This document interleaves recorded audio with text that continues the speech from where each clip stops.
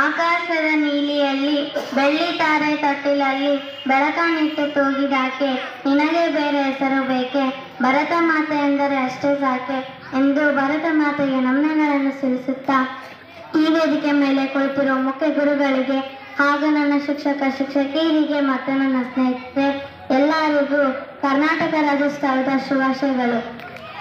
November 1ರಂದು ಪ್ರತಿ ವರ್ಷ ಕರ್ನಾಟಕ ರಾಜ್ಯೋತ್ಸವವನ್ನು ಆಚರಿಸುತ್ತೇವೆ. 1956 ನವೆಂಬರ್ 1ರಂದು ಭಾರತ ಭಾಷಾ 6 ಪ್ರಾಂತಗಳಾದವು.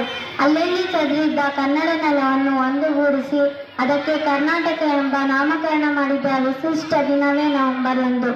ಈ ಸುವರ್ಣ ದಿನವನ್ನು ಹಿಂದೂ ಮುಸ್ಲಿಂ ಕ್ರೈಸ್ತರೆಲ್ಲರೂ ಧರ್ಮಭೇದವಿಲ್ಲದೆ ಕನ್ನಡ ಧ್ವಜ ಹಾರಿಸಿ ನಾಡಿನ ಹಿರಿಮೆಯನ್ನು ಗಗನೆತ್ತರಕ್ಕೆ ಸಾರುತ್ತೇವೆ.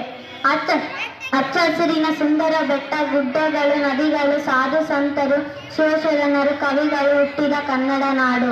ಎಲ್ಲಾದರೂ ಇದು ಎಂತಾದರೂ ಇದು ಎಂದೆಂದಿಗೂ ಕನ್ನಡವಾಗಿರು, ಕನ್ನಡವೇ ಸತ್ಯ, ಕನ್ನಡವೇ ನಿತ್ಯ ಎಂದು ಕುವೆಂಪು ಅವರು ಕರ್ನಾಟಕವನ್ನು ವರ್ಣಿಸಿದ್ದಾರೆ. ಹೊಸದೊಂದು ಕರ್ನಾಟಕವನ್ನು ಕಟ್ಟಲು ಕನ್ನಡದ ಕುಲಪುರೋಹಿತರೆಂದು ಹೆಸರಾದ ಆಲೂರು ವೆಂಕಟರಾಯರು ಮತ್ತು ಕುವೆಂಪು ಅನೇಕ ಮಹನೀಯರು ಶ್ರಮಿಸಿದ್ದಾರೆ. ಕರ್ನಾಟಕಕ್ಕೆ ತನ್ನದೇ ಆದ ಪ್ರತ್ಯೇಕ ಬಾವುಟವಿದೆ.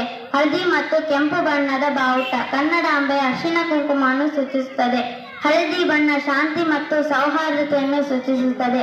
ಕೆಂಪು ಬಣ್ಣ ಕ್ರಾಂತಿಯ ಸಂದೇಶವನ್ನು ಸೂಚಿಸುತ್ತದೆ.